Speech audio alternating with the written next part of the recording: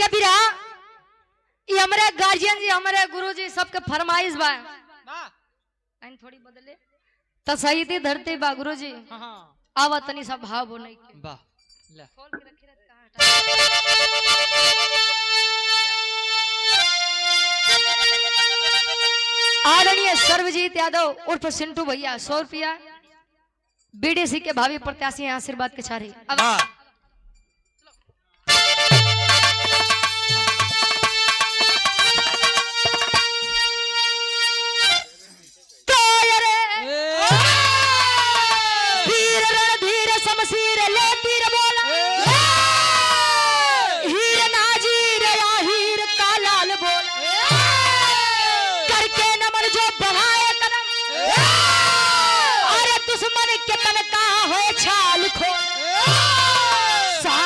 जान हो कुर्बान किए निशान भारत माता न मिटने दिया औलाद फौलाद जल्लाद को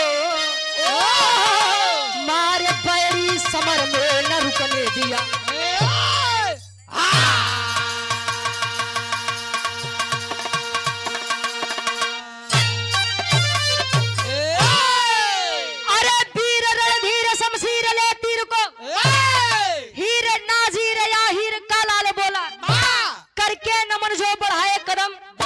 दुश्मन के तनका है छाल खोला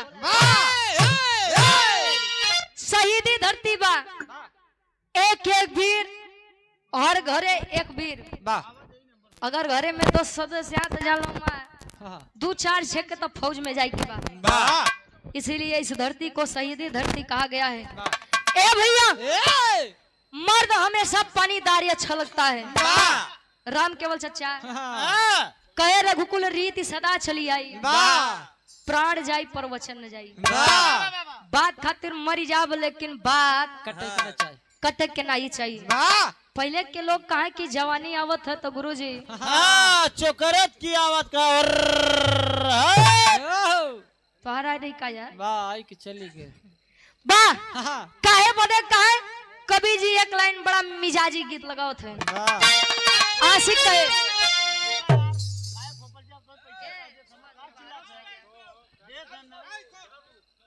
ए विजय भैया तू ही समझ ला देखा था वो बजावत है आओ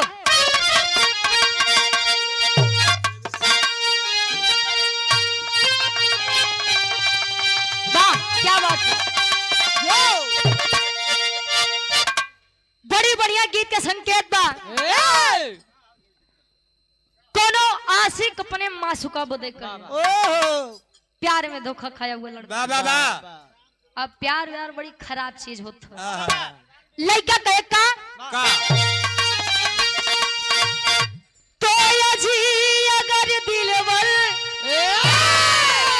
की रुसवाई हमें आज मंजूर हो जाए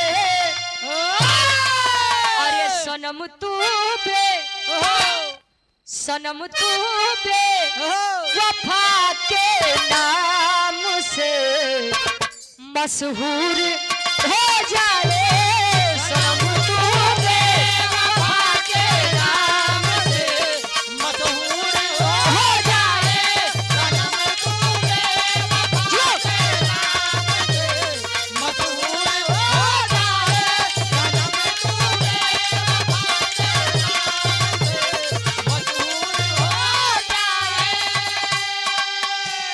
अगर दिलवर की रुसवाई हमें मंजूर हो जाए सनम तू बेवफा के नाम से मशहूर हो जाए ये प्यार है मेरा दिल में हो अब प्यार नहीं रहता ए भैया भाव बा एक लाइन बीरन खातिर चाहिए वीर तब के हो चाहिए वीर अब के हो कभी का भाव बा किसे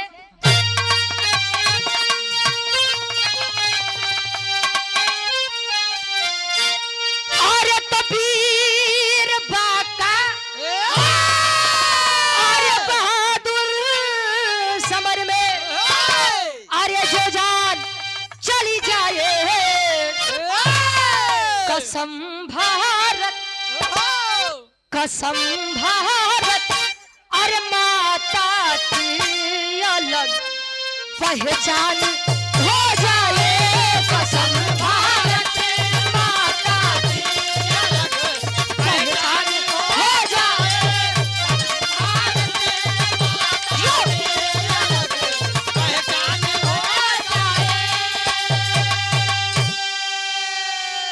वीर बांका बहादुर की अरे समर में जान गवाए कसम भारत माता की अलग पहचान बन जाए। ए भैया वीर सब हैं और अपने आप में सभी लोग अपने आप को कुछ महसूस करते हैं। समय होता है, समय यदि चाह ले तो बना दे, समय यदि चाह लो बिगाड़ दे। तई मतलबी दुनिया खातिर कभी का भाव बा जो हरी छन से कैसे गुरु जी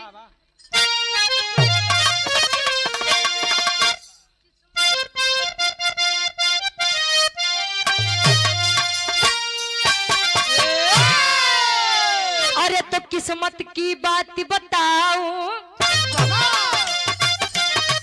जब सिर पे रहे गरीबी अरे कोई नजर ना आता कितना भी हो गरीबी अरे तो बात बात पे अपने औकात है दिखाते दूसरा ना कोई मारे अपने ही मार गिराए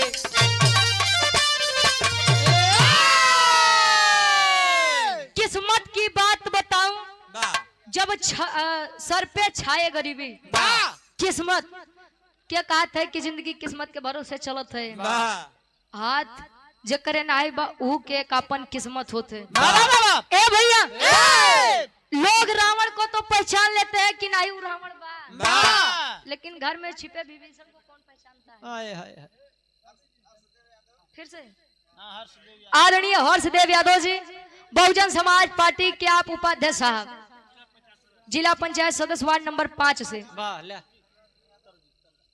आदरणीय सर्वजीत उर्फ हमारे सिंटू भैया 100 रुपए देकर सम्मान के आशीर्वाद के चारे नंदलाल सिंह यादव ग्राम प्रधान साहब बाबूजी बैठे जाए आशीर्वाद के चारे गुरु जी कहानी हा कहा के बात बात कोने बात के तनी से यारे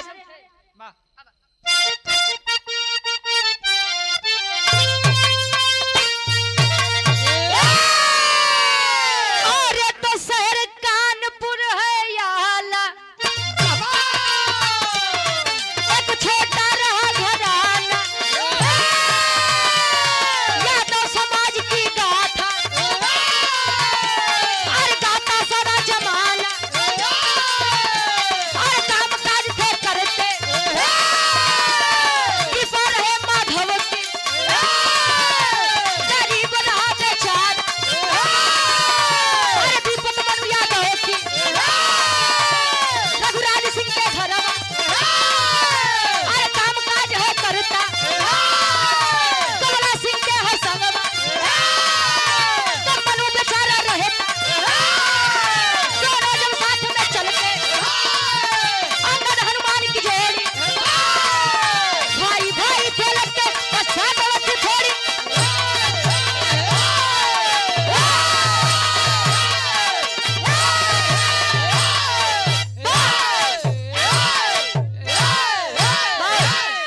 बस हो।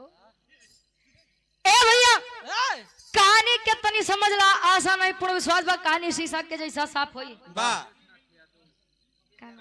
गोविंद यादव जी बढ़ोलिया की 500 जमी से 51 रुपए देकर सम्मान किया और शेषनाथ कारो की 500 जमी से 100 रुपए और सर्वजीत यादव जी उर्फ हमरे सिंटू भैया बीडीसी प्रत्याशी हैं पुनः 100 रुपए देकर सम्मान किए।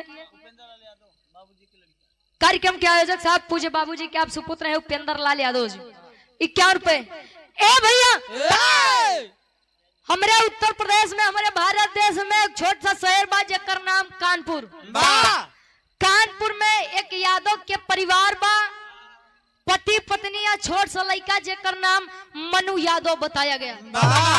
ए भैया मनु यादव 4-5 साल की अवस्था में हुआ है। आए हाय भैया लड़का के सर से माई और बाबू के साया हट गया। मैं आपको आज एक बात बता दूं, जब तक हमारे माता पिता इस दुनिया में रहते हैं तब तक हम लोग बच्चे कहलाते हैं, लेकिन जिस दिन हमारे माता पिता इस दुनिया से चले गए उसी दिन हम बड़े हो जाते हैं। छोट सा लड़का मन्नू यादव अनाथ हो गया। गांव देश के लोग बढ़िया थे, वही गांव में एक ठेकेदार एक जमींदार के घर बा जेकर नाम रघुराज सिंह बताया गया। रघुराज सिंह की पत्नी शारदा देवी और रघुराज सिंह और शारदा देवी के बीच में एक लड़का जेकर नाम कमला सिंह बताया गया।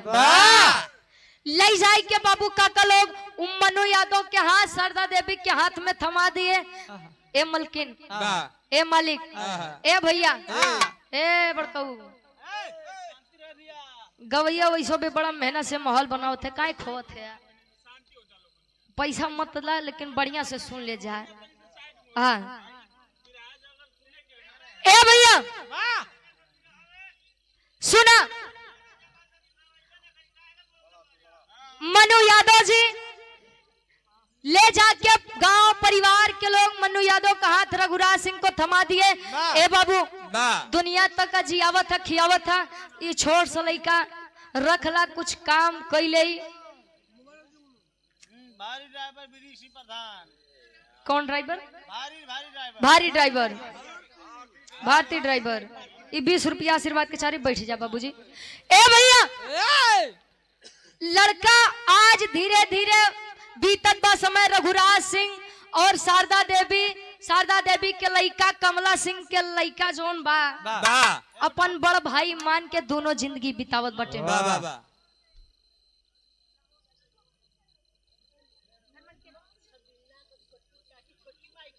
अच्छा, पूज्य स्वर्गीय बाबूजी की आप छोटी माता जी यानी चाची जी, ये ढेर सारा मैं पुरस्कार आशीर्वाद के चाह रही कि बच्चे अपनी कला में कामयाब रहे। अच्छा चाची लाए वही छोटी माता, तो छोट माई बड़ माई ढेर हो। ए भैया कमला सिंह के साथे साथे मन्नू यादव भी बड़ा हुआ। नाग पंचमी का दिन आया, दंगल रखा गया तो कमला सिंह ऐसा पहलवान था, इतना बरियार पहलवान रहे कि ओकरे सामने अच्छे नाइट टिके।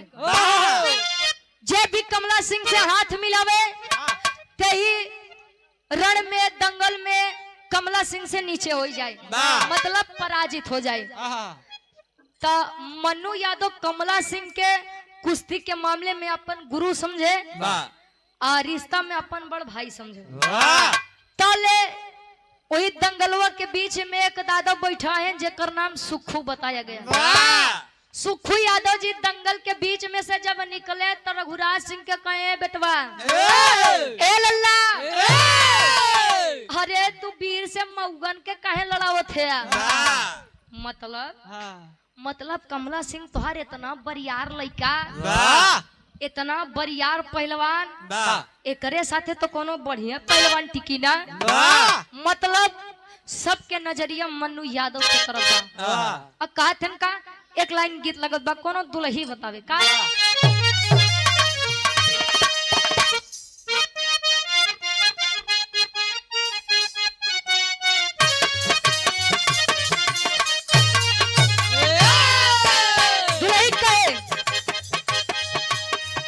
चुड़िया चट चट फोरला हमारे नरम कलैया मरोड़ के मंगवाए राजा जी, आई हो मंगवाए राजा जी, अब का खाट के पाटी तोड़ के मंगवाए राजा जी, अब का खाट के पाटी तोड़ के मंगवाए राजा जी, अब का खाट के पाटी तोड़ के मंगवाए राजा जी, अब का खाट के पाटी तोड़ के मंगवाए राजा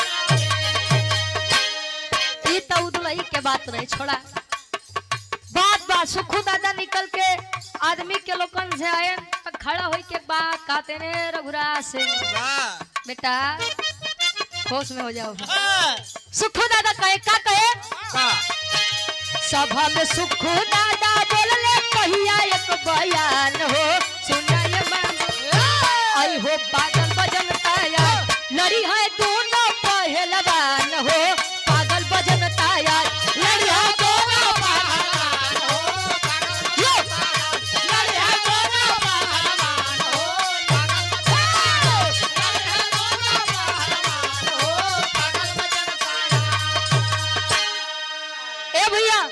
सुखू दादा लगे अच्छा 80 बरस के उम्र बा, आँख होके एकदम कमजोर, चश्मा लगा बहरे निकलत है। ए रघुराज बेटा, ए रघुराज बेटा, हाँ बाबा बोला कहे तार लइका कमला सिंह इतना बरियार पहलवान बा, एकरे सामने ता हाई लइकवा मन्नू यादव ठीक रही। मन्नू यादव जब इतनी बात सुने हैं, मुझे उनके सामने लड़ना है जिन्हें मैं अपना गुरु समझता हूँ, रिश्ते में अपना बड़ा भाई समझता हूँ। ताले मन्नू यादव खड़ा हो क्या बात कहे, सुखू दादा हमारी एक बात सुना। क्या सुने?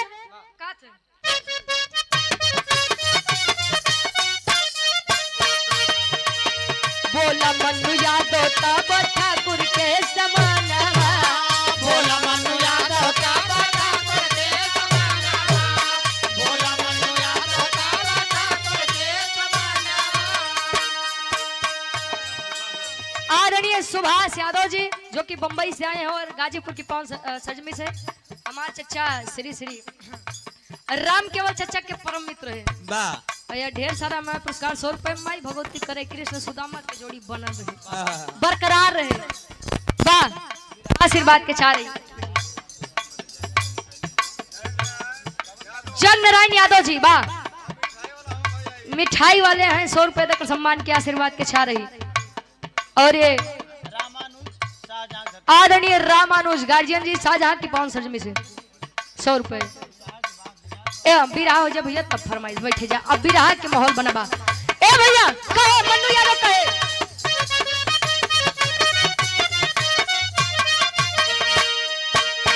बोला मन्नू यादव तब ठाकुर के समान, बोला मन्नू यादव तब ठाकुर के समान, बोला मन्नू यादव तब ठाकुर के समान।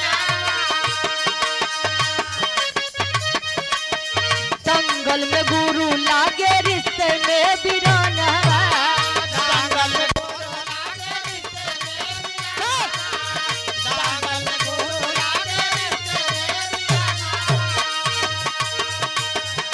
माना कैले मन्नू न कटू तलियार मान हो, पागल बजन ताया आई हो, पागल बजन ताया लड़ी है दोनों पहलवान हो, पागल बजन ताया लड़ी है दोनों पहलवान हो, पागल बजन ताया लड़ी है दोनों पहलवान हो,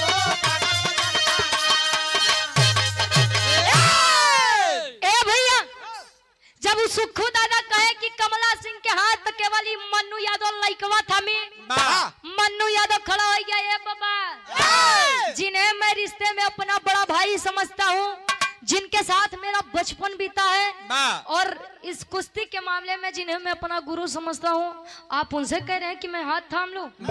अरे नहीं रे बाबा, हमसे नहीं हुई, पीछे हो गया। बारे बाबू के प्रेम बच्चे को गोद लिए हैं मन्नू यादव के, और जात के रघुराज सिंह ठाकुर थे। खड़े हो गए हैं मन्नू यादव। अरे मन्नू, अरे मैंने तो सोचा था कि मैंने एक शेर को पाला है, अरे लेकिन तू तो गीदड़ निकल ले। शर्म तो मुझे अपनी बीबी शारदा देवी के ऊपर आ रही है, जिसने तुझ जैसे कायर को पाला है, पोसा है। ए भैया आज जब बात माई के ऊपर आएगा, खड़ा हो गया मन्नू सिंह। ए बाबू, हमरे तक बात रहे तो हम समझ लेते, हमरे तक बात रहा तो हम अपने बेइज्जती के सहन कर ले, लेकिन बात आज हमरे मतारी के ऊपर आएगी। बारे वह बेटा खड़ा हो गया और करत है का गुरुजी, ई गीत के हमरे गुरुजी विजय लाल गुरुजी बड़ा लहाई कैसे। सिंटू यादव जी बीडीसी के भावी प्रत्याशी हैं, 100 रुपए देकर सम्मान किए। कोनो लड़का कोनो लड़की के तारीफ करत बा, खूबसूरती के बखान करे कैसे।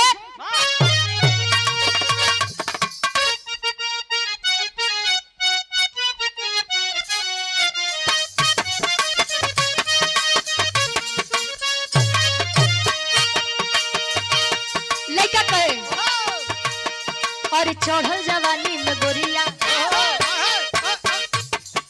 चढ़ल जवानी में गोरिया काहे बांधेल चोली टाई, चढ़ल जवानी में गोरिया काहे बांधेल चोली टाई, चढ़ल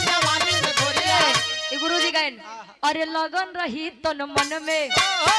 देखिए ये बात उस विरह में गाए थे, लेकिन ये बात 100% सत्य है। हमारे लिए भी लागू होती है, आपके लिए भी लागू होती है। मन में अगर किसी काम को लेकर लगन है मन में तो वो होगा। कहे एक दिन मंजिल पाई, एक दिन मंजिल पाई, ओकर झंडा जरूर लहराई। लगन रही तन मन में ओके केहू न रोके पाई। लगन रही तन मन में ओके केहू न रोकी पाई। लगन रही तन मन में ओके केहू न रोकी पाई। लगन रही तन मन में ओके केहू न रोकी पाई। अरे सरवा पड़ली माई। बाबूजी ना तो मेरी माँ कमजोर है और ना तो उनका बेटा कमजोर है। माँ ने गीदड़ को नहीं एक शेर को जन्माया, जन्माया शेर को, लेकिन पाला भी उन्होंने शेर को है। कहे बाबू सुनो, अरे सरवा पड़ली माई, सरवा पड़ली माई, जब सिंह के जोर दिखाई। दंगल भूमि के ऊपर देखा माटी के तिलक लगाई। जंगल भूमि के ऊपर देखा माटी के तिलक लगाई। जंगल भूमि के ऊपर देखा जंगल भूमि के ऊपर देखा माटी के तिलक लगाई। ए भैया इतनी बतिया सुन के मन्नू यादव जब सामने आया तो कमला सिंह कह रहे साला हमारे साथे खाए पिए बा, हमारी से टक्कर ले बा। ठीक बा, आओ सारे देख ले कितना तो दम बा। ए भैया एक तरफ रघुराज सिंह का सगा बेटा कमला सिंह और एक तरफ उनका गोद लिया बेटा मन्नू यादव। ए भैया आज दोनों में झगड़ा चलत बा, कुश्ती चलत बा। न कमला सिंह पीछे न मन्नू यादव पीछे, पूरी प्रजा एक तक निगहारत बा। रे यार अब वही तो मैच थोड़ा इंटरेस्टिंग भाबा। आज के मैच तो थोड़ा देखे लाए बाबा। देखा अरे कमला सिंह पटकी का हो, अरे ना ना ना मन्नू यादव पटकी। मन्नू यादव अपने तरफ, कमला सिंह यादव कमला सिंह वाले अपनी तरफ। कहा अरे यार मन्नू यादव का लड़ी कमला सिंह होके धाई के पटक दे, चाप दे, पानी फेंक दे। अब मन्नू यादव का वाले कहा खेरे आयरे का खून बा, गरम खून बा, ऐसे थोड़ी जाइए। पानी मिलवा है। दोनों तरफ वाले में बहस होत बा। कैसे? तेरी के भाव में कवि जी लिखत हैं का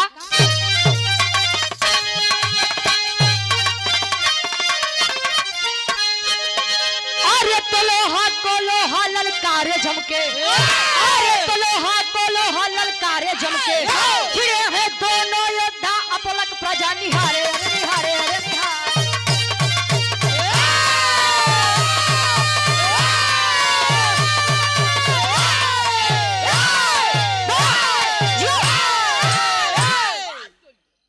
भिड़े हैं दोनों योद्धा अपलक प्रजा निहारे, लोहा को लोहा ललकारे झमके। ए भैया एक टक अपलक का मतलब एक टक पलक नीचे नहीं होत बा। प्रजा देखत बा यार मन्नुआ जीती कि कमलवा जीती, बहस होत बा। और तब ले मन्नू यादव उठाई के एक पटक दिया, बैठ गया। हर तरफ से हल्ला होने लगा। अरे बारे मन्नू यादव बाप बिरादरी के नाम ऊंचा कर दिया। बेटा बा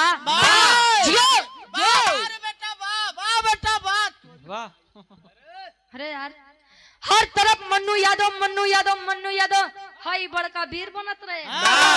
हाँ बड़का वीर बनत रहे। चाप तब खींची दो चार गो मौगा से लड़ के बड़का वीर बनत रहे। अरे आज तो ताज सामना असली मर्द से बात। मन्नू यादव को बढ़िया फूल माला पहना करके बा मन्नू बेटा बा। और एक तरफ कमला सिंह जब इतनी बात सुना तो उसके मन में सोचिए, जो भाई भाई की जोड़ी अंगद और हनुमान की थी, आज एक भाई की विजय पर एक भाई के मन में प्रतिशोध की ज्वाला जल उठी।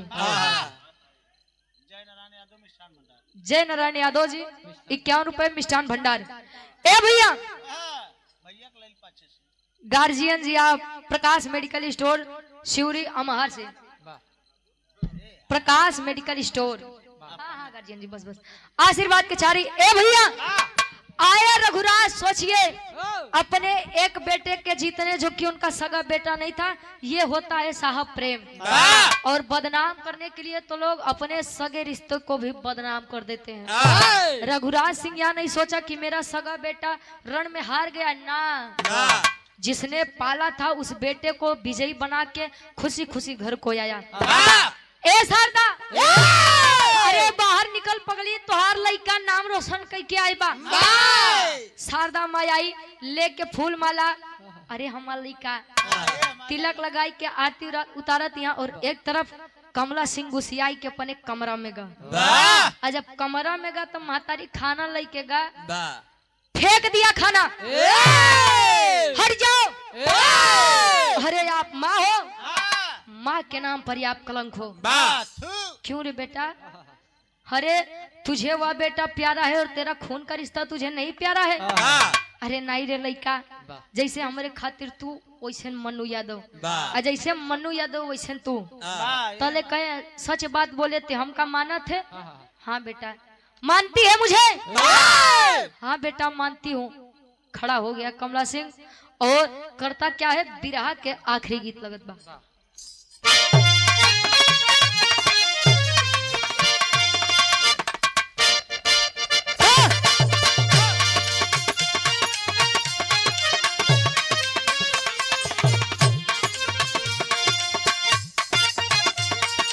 जिया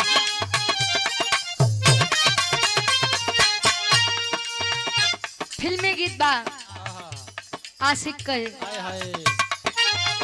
इश्क में तो हर चीज मिट जाती है, इश्क में तो हर चीज मिट जाती है, इश्क में तो हर चीज मिट जाती है। बेकरारी बनकर हमें तड़पाती है, बेकरारी बनकर हमें तड़पाती है, बेकरारी बनकर हमें तड़पाती है। इश्क में तो हर चीज मिट जाती है, बेकरारी बनकर हमें तड़पाती है। याद याद याद बस याद रह जाती है, याद याद याद बस याद रह जाती है, याद याद याद बस याद रह जाती है। ओ दरिया याद याद याद बस याद रह जाती है, याद याद याद लेकिन कमला सिंह कहे शारदा देवी से माई तो हमें माने ली। हाँ तब सुन, उठा लिया बंदूक और करता क्या है, लेके बंदूक काटूस उसमें डालेंगे, लेके बंदूक काटूस उसमें डालेंगे, लेके बंदूक काटूस उसमें डालेंगे। ए भाई चढ़ के गोली सीने में उसके दागेंगे, चढ़ के गोली सीने में उसके दागेंगे, चढ़ के गोली सीने में उसके दागेंगे। आय हाय माई जब इतनी बात सुने क्या नहीं सुनाई दिया, इसीलिए कहता हूँ कि तू मुझसे प्रेम नहीं करती। कहे फिर से सुन, लेके बंदूक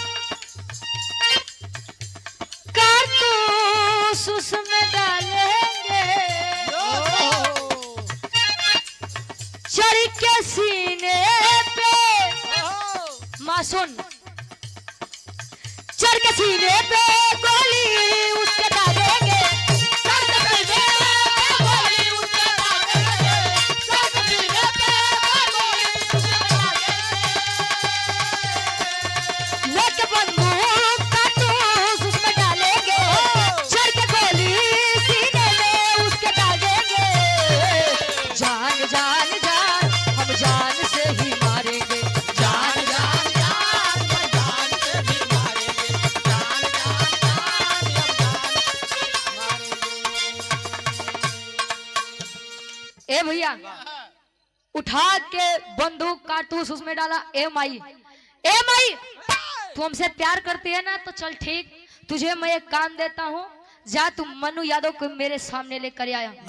जब तक मैं मन्नू यादव को मार नहीं दूंगा तब तक मेरे इस कलेजे को ठंडा नहीं इस आसपास के इलाके में कोई ऐसा नहीं जन्मा था जो कमला सिंह को पछाड़ दे, लेकिन ये साला मेरा ही नमक खा करके मुझसे ही गद्दारी कर दिया, मेरे ही पत्तल में खाकर मेरे ही पत्तल में छेद कर दिया।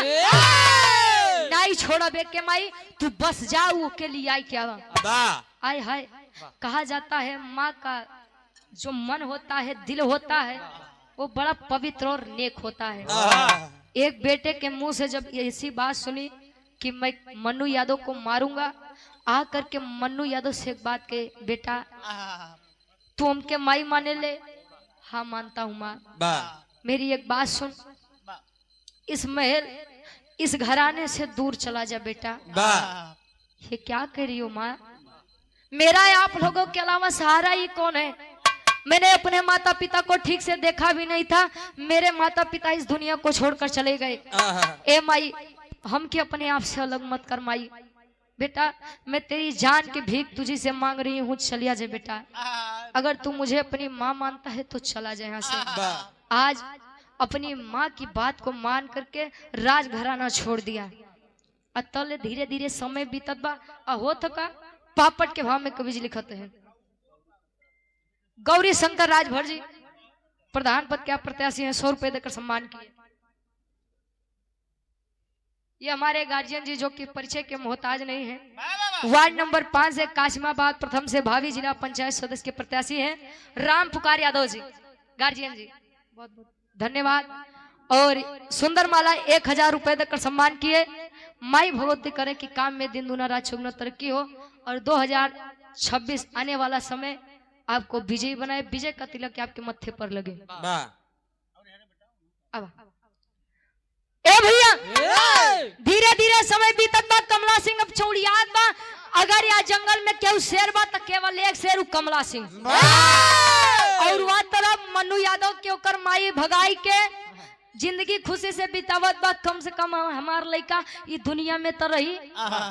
मनु सिंह अपन पेट पाले खातिर ए भैया जवन भी छोटा मोटा काम मिले तवन खुशी खुशी कैले। प्रत्येक वर्ष की बात इस साल भी जब दंगल लगा तले होठ का पापड़ के भाव में कवि जी लिखा था ने बड़कऊ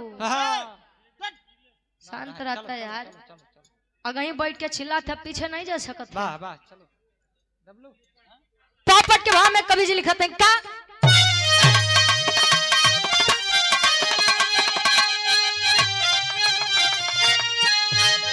अरे तो मछी है कुश्ती बज गया जब डंका शंका मनवा में। अरे मछी है कुश्ती बज गया जब डंका शंका मनवा में। अरे कमला सिंह है बन गया रणबंका शंका मनवा में। कमला सिंह है बन गया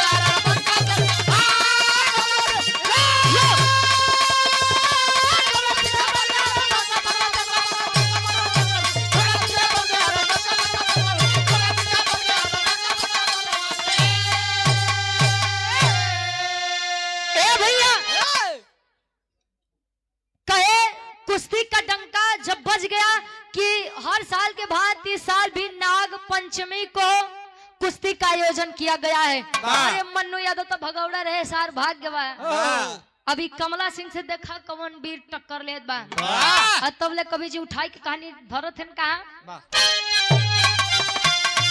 अरे हेनरी अंग्रेज तब कमला सिंह को ललकारा है। अरे मिलाओ हाथ मुझसे गर, अरे माता का दुलारा है। अरे तो गॉड जाने मिटा दूं। गॉड का मतलब ईश्वर, ईश्वर भगवान। अंग्रेज था, अंग्रेजी तो बोल कहे अरे गॉड जाने मिटा दूं तेरी लंका शंका मनवा में।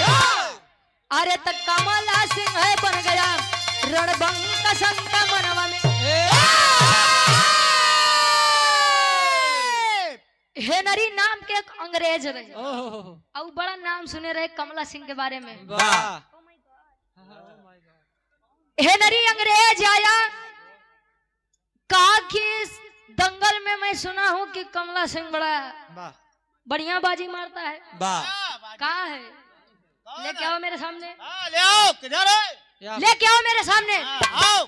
अच्छा, कमला सिंह आया, फिर से गार्जियन जी के द्वारा पुकार उठा कि आज ही के दिन से 10वें दिन बाद यहीं पर कुश्ती का आयोजन किया जाएगा, जहां से हमारे भारत देश के लिए लड़ेंगे कमला सिंह और अंग्रेजी शासन से आया है ये हेनरी अंग्रेज।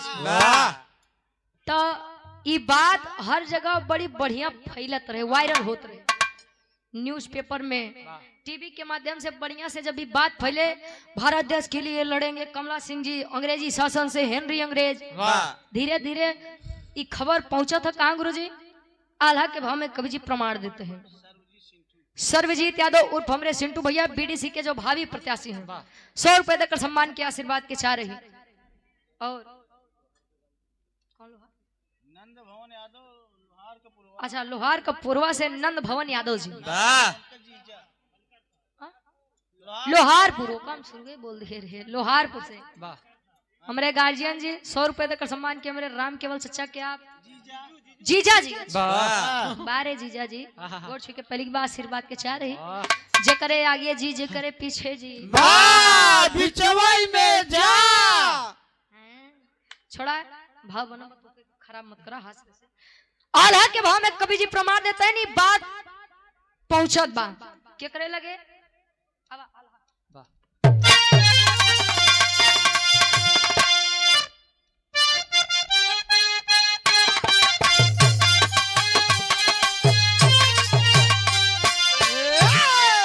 अरे तो 10 दिन बाद कुश्ती रचल वही भूमि,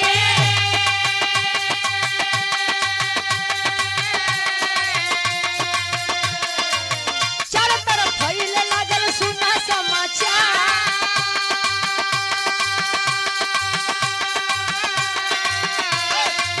मन पहलवान तब गैया चरावत रहले,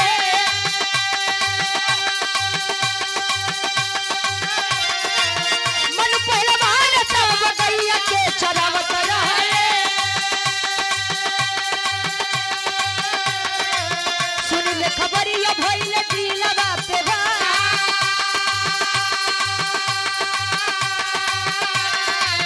सोच गुरु कमला सिंह से लड़ी जब मुदैया,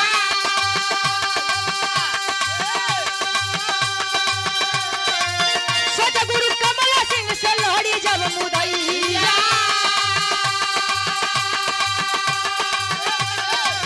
राम जन जीत होई या होई हार, लेकिन पहलवानी देखे जाइब कर मयनावा,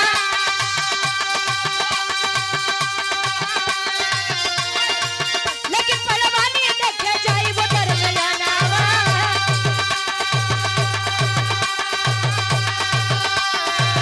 भले गुरु करिए हमरा ऊपर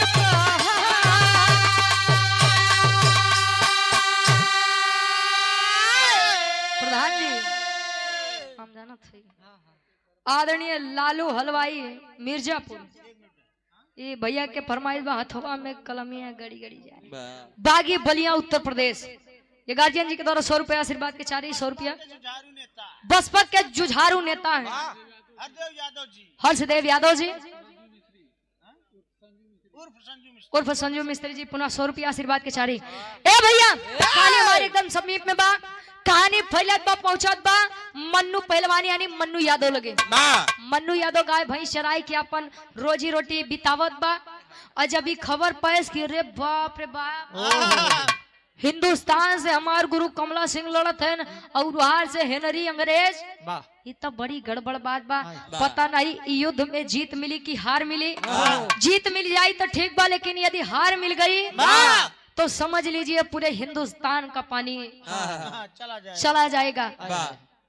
मच गया दिल में शोर कि अब मैं भी अब कुश्ती देखने जाऊंगा।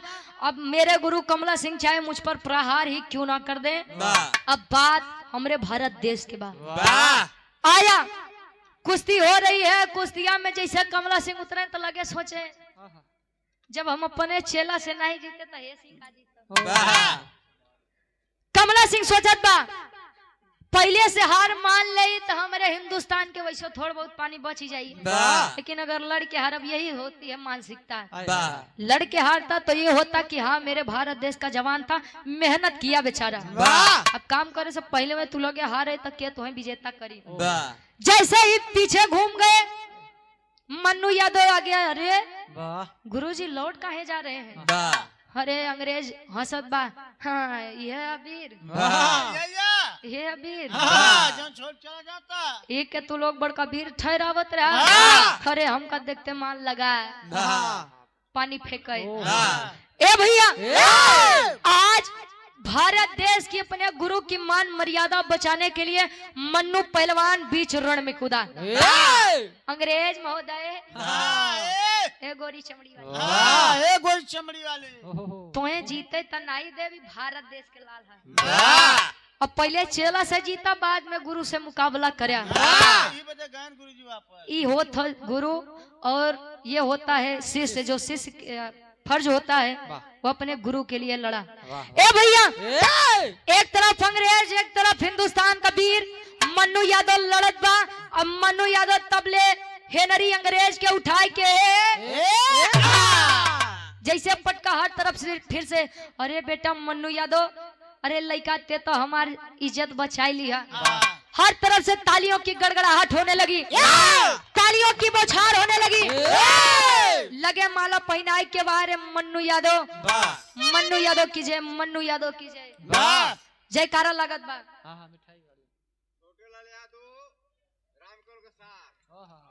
छोटे लाल यादव जी हमारे चचा राम केवल यादव जी के सार हैं, हमार मामा। हाँ मम्मा तो है, मामा ठीक बा। 51 रुपया मामी के हमार पहलगी बोल दिया। ए भैया हेनरी अंग्रेज जब देखा मेरी बेइज्जती भरे दरबार भरे सभा में हो रही है, निकाल के पिस्टल कमला सिंह की तरफ तान दिया। और जैसे कमला सिंह की तरफ फायर किया, बारे लड़का मन्नू सिंह आगे आ गया, सीने में गोली लगती है। मम्मा सार महाराज बैठा, मम्मा वहाँ छिवाऊ रम्मा। ए भैया गोली आके मन्नू यादव के सीने में लगती है। बारे भारत देश का लाल, बारे अपने गुरु के प्रति उस शिष्य का समर्पण। कमला सिंह अपने गोदी में लेकर के, अरे मन्नू मेरे भाई, मैं तुझे जान न सका रे, तेरी विजय से मेरे दिल में तेरे प्रति जो नफरत हुई, आज तूने वह नफरत अपनी जान की बाजी लगा के दे दी। लेके दौड़ रहा है कमला सिंह। मन्नू यादव तले हथवा पकड़ के बात कही। का बात कहे गुरुजी? खड़ी के भाव में कवि जी लिखते हैं,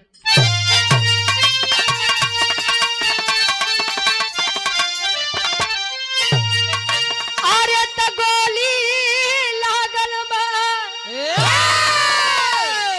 हमरे टूटल आस भैया, अरे त गोली लागल बा हमरे टूटल बयास भैया, हमरे माई के देखैया हमारी लाश भैया, हमारे माई के देखैया हमारी लाश।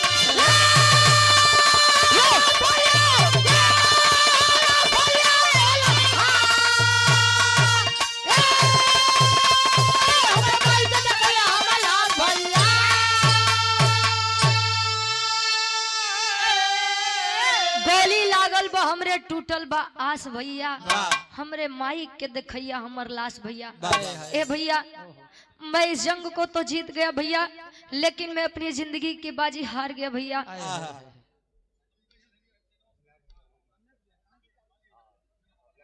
आदरणीय अमृत लाल यादव जी, अच्छा अमृत लाल हमारे गुरु जी, अच्छा नदौली, अमृत लाल नदौली से मास्टर साहब यानी गुरु जी, हमारे पूज्य बाबू जी, ये 200 रुपए देकर सम्मान किया, आशीर्वाद के चारे। ए भैया मैं इस जंग को तो जीत गया, लेकिन अपनी जिंदगी की जंग हार गया भैया। मैं नहीं बचूंगा भैया। बाहर है मेरा बेटा, बाहर है मेरा भाई, तू मेरा सगा खून ना सही, लेकिन तूने अपने भाई का फर्ज, अपने शिष्य का फर्ज बड़ा बखूबी निभाया रे भाई। मन्नू सिंह हथुआ पकड़ के एक बात कहे कमला सिंह से, भैया जियते जिंदगी हम माई के बाबू के कुछ नहीं दे पाए, वाह लेकिन मेरी आखिरी इच्छा है कि मेरी इस लाश को मेरी माँ को दिखाइएगा। कहा आखिरी सांस में आखिरी लाइन में एक बात का कहे,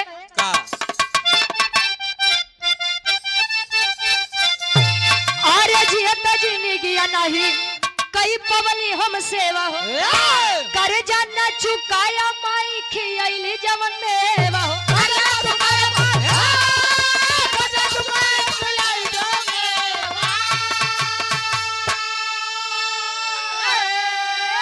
अरे खुशी माई के दे तू बाबी सवास भैया, अरे तो खुशी माई के तू देबा बाबी सवास भैया, हमारे माई के देखैया हमारी लाश भैया।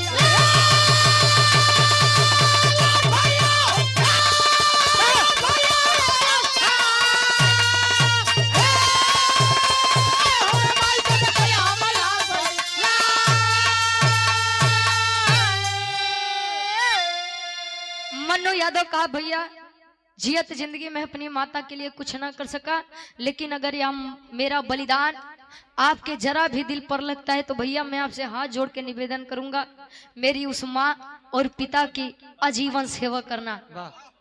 लाश लेकर आया शारदा देवी के पास, माँ ऐ माँ तुझसे मिलने मेरा भाई, मेरा छोटा भाई मन्नू यादव आया है रे माँ। माई जब मन्नू यादव के नाम सुने से वो अपने लड़का कमला सिंह के मुंह से जवन मन्नू यादव के जान ले पे उतारू बा, सारा काम छोड़ के जब आई सफेद कफन में लिपटा हुआ मन्नू यादव कफन जैसे हटाती है माँ, अपने बच्चे को देखकर कहती है बारे बेटा कहा तू मेरे गर्भ से जन्म लिया होता रे बेटा, मैं भी गर्भ से तुझे अपने सीने से लगाती और तेरी जान बचाने के लिए मैं तुझे यूं दर दर की ठोकरें न खाने देती, और मेरे पास आया भी तो इस सफेद कपड़े में लिपट कर आया। ये होता है त्याग, ये होता है बलिदान। भारत देश के लिए हमारे वीर सपूतों ने ना जाने कितनी कुर्बानियां दी हैं। पहले उस समय रहे कि यह बात के जोर मारे लोग कि भारत देश खातिर पहले बलिदान हम दे, आज लोगन में जोर ई बात के बाद तो हम कितना पाई कितना कमाई के हमारे एक नसीहत भाई आप लोगन खातिर कि आप लोग केहू के मैयत में जाया चाहे मत जाया, लेकिन वो बेईमानन के मैयत में जरूर जाया। ये देखने के लिए आप लोग जाइएगा कि जो लोग बेईमानी से पूरी जिंदगी कमाए हैं अपने साथ कुछ लेकर जा रहे हैं कि नहीं जा रहे हैं। और अंत समय में लोग यही कहते हैं जे खराब काम करे बारे भले सार मरा, मेरा सार भले मरा, गांव पूरा आनंद भया। तो ऐसा काम मत करिए कि जाने के बाद भी लोग आपको चार गाली दें।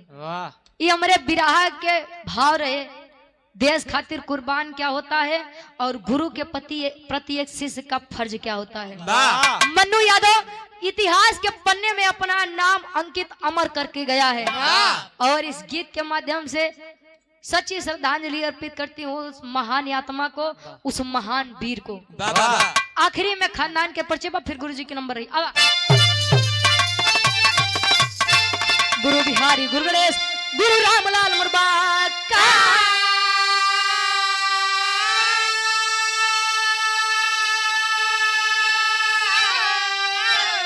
अरे स्वर्ग से जनिका कवि अमलेंदु का विजय पताका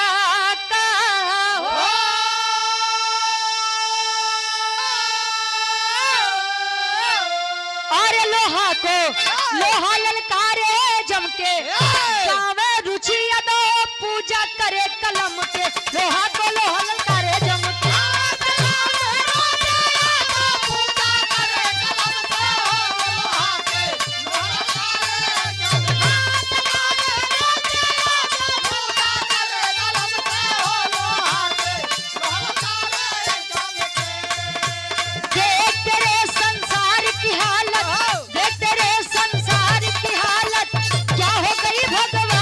कितना बदल गया इंसान, कितना बदल गया।